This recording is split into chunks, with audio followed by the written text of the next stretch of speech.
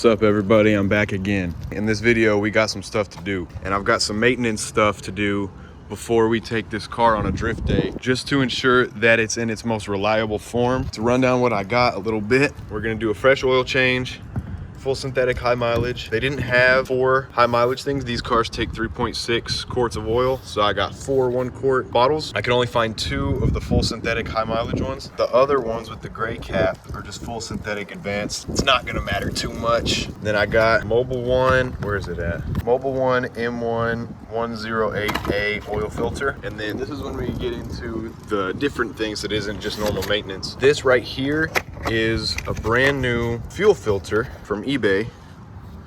We're gonna hope that this works. It kind of scares me that it's from eBay, but everything on this car is from eBay basically. So we're gonna throw that in because the factory one's in it that's been in there since 1990. And then we got this right here.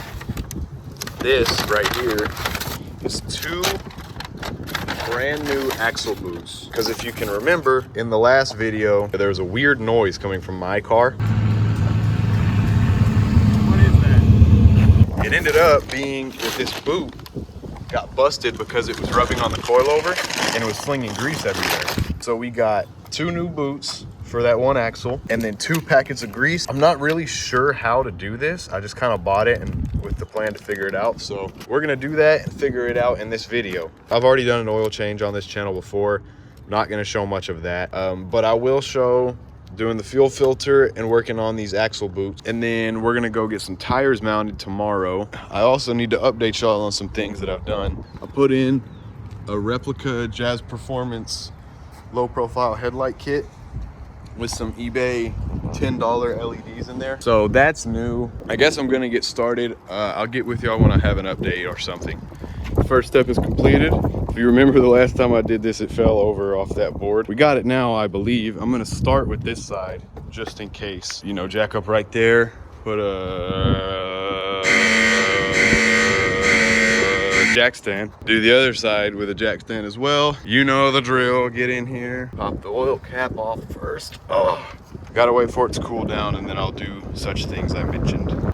All right, car's fully up in the air, ready for an oil change. All it needs to do is cool down. I found something a little scary under here. Check this out. I'm lucky that I did this. I didn't tell y'all this in the first place, but this is also gonna be my front end bolt check, just to make sure everything's tight and where it's supposed to be. Look at this, front left coilover. Y'all see that? Look.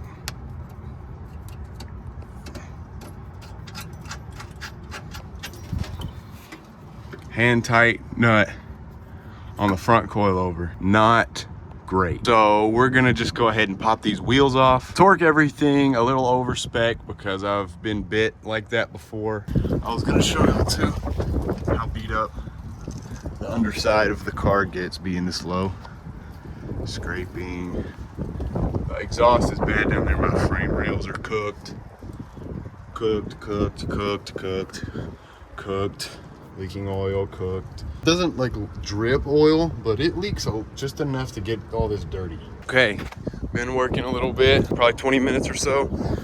This whole side is dialed in, torqued all these to 150, everything else to about 100, just to be safe. Didn't do too great at catching all the oil, but I think it was better than last time. I'm gonna let that drain for a little bit while I do this other side and then do the filter. Think after that we'll be good up front and then we can start doing fuel filter and axle boot. Then I forgot to mention also, we're gonna be bolt checking the rear. I know most of y'all watch these videos just so you can get this insane expert knowledge that I give to you, but check this out. Ooh, can't move the wheel. If you need to break a wheel loose and it's up in the air already, shove a screwdriver in between the caliper and the rotor and get it on one of the little vent fans.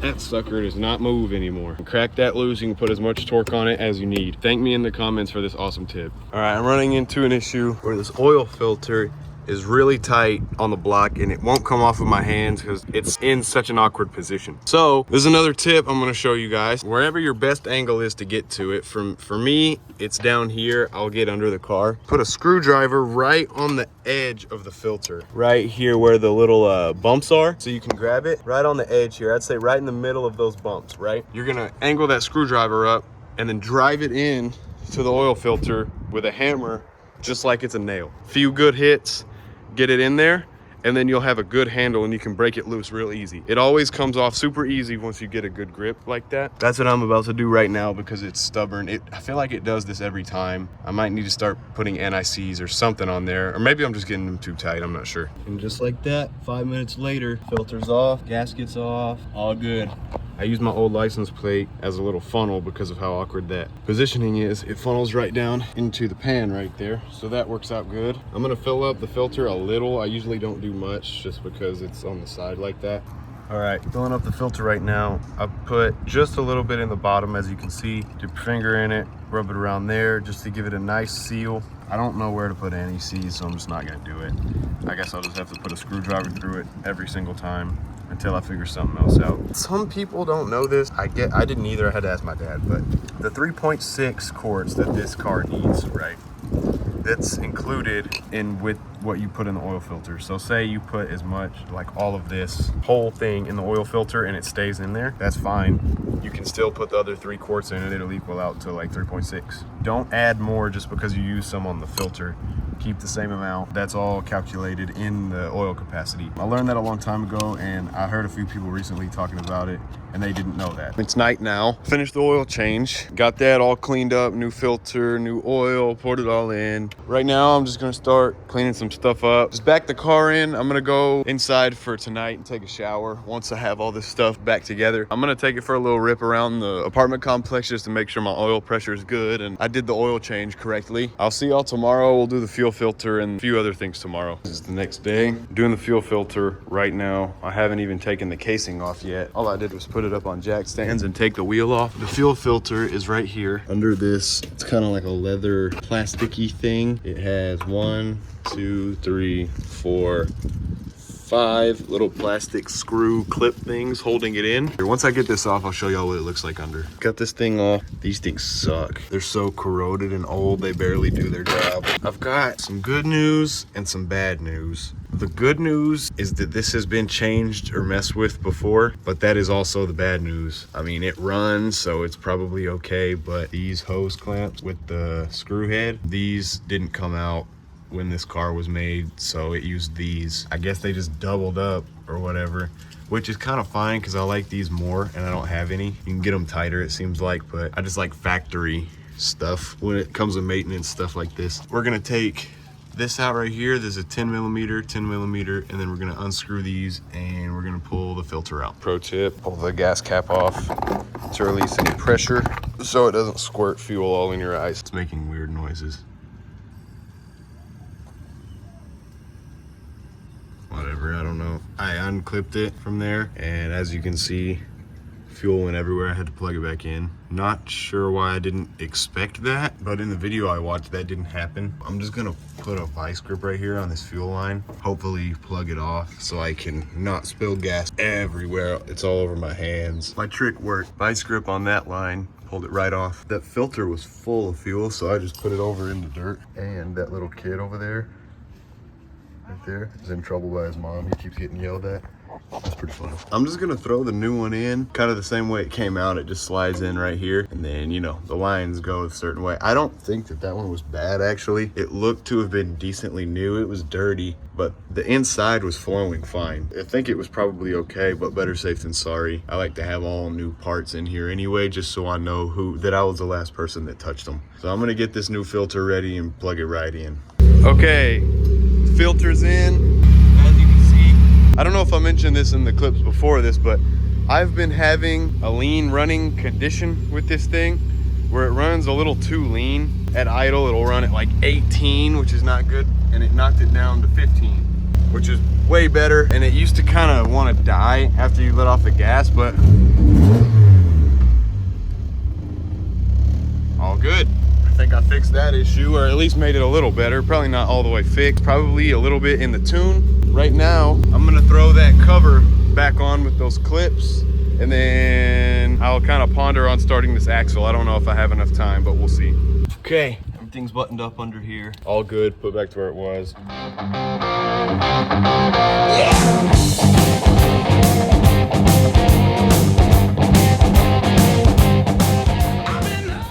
Been a while, as you can see. I gave up on the axle and continued working on some other paint projects. All right, so since I'm not doing the axle, before I throw the wheel back on, I'm just gonna get under here and bolt check the diff again. I've been feeling some weird shudders, so I'm gonna make sure those are torqued to like 120. All right, guys, I just left the garage. We're in the Tahoe right now. I loaded up the new tires and the old wheels and tires. We're on a severe time crunch. Got to get to this discount tire down here to have them mount them. It's 9:30 right now, and I got to be at school at 10. I'm trying to rush as much as I can because I don't think I'm gonna make it with a whole lot of time to spare. I'll see y'all after school though. All right, got back from school, picked up the tires, got the fresh meats on here, got all kinds of tread. These will probably be gone in a day or so, and then I'll have to throw a whole brand new set on. I'm probably gonna go through 2 or 3 sets of tires this weekend. Been doing a little more prep stuff, just tighten this wing down, a few little odds and ends. Another day later, I couldn't find anything else that I needed to do with this thing. I think we're all ready for the drift day. I'm gonna put a few miles on this oil change and go rip around a little. It's Saturday now. What's up, guys? We're in the Sam's parking lot right now. We're about to load this trailer up.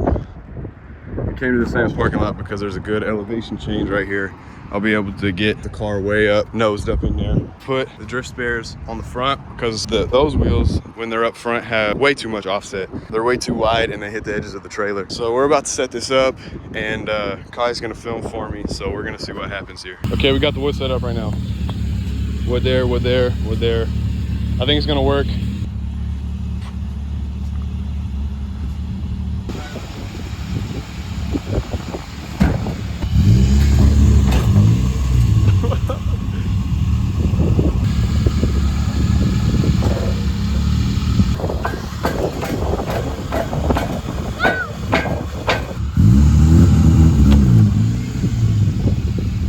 Yeah, go, go!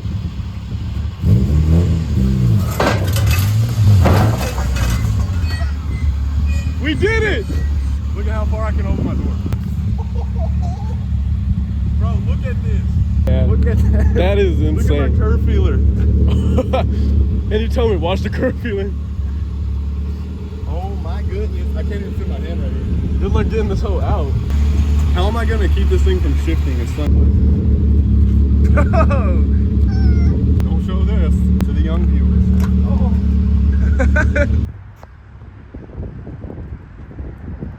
There's no way. Help me. Okay. Man, he did it without taking his panties off. We don't know yet. Hey, you know what else I realized? I didn't bring the right straps. I'm gonna have to walk back there. We got the whip loaded with no strap. About to let that down, then we gotta go get the real straps. All right, I'm back with the straps. Just went and got some. Gonna strap the front, cross that way, same in the back.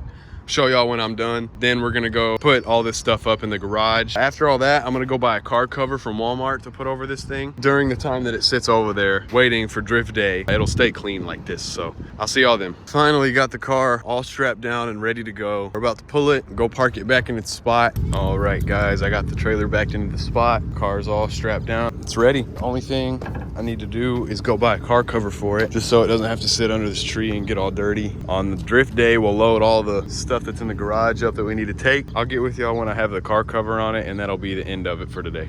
Also, let's take a moment to appreciate this awesome rig here. Does everything I need it to with no issues. We appreciate you, Tahoe. We love you. Okay, car's all ready. Got the cover on it to keep it clean. I think it's gonna be good for what I'm using it for. Stick around for the drift event video. It'll be coming out within a week of the event, so be looking out for that one. It's gonna be a really good one. I'm super excited about it. Yeah, but other than that, thank y'all for watching. I'll see y'all in the next video, which will be drift day. So see y'all then.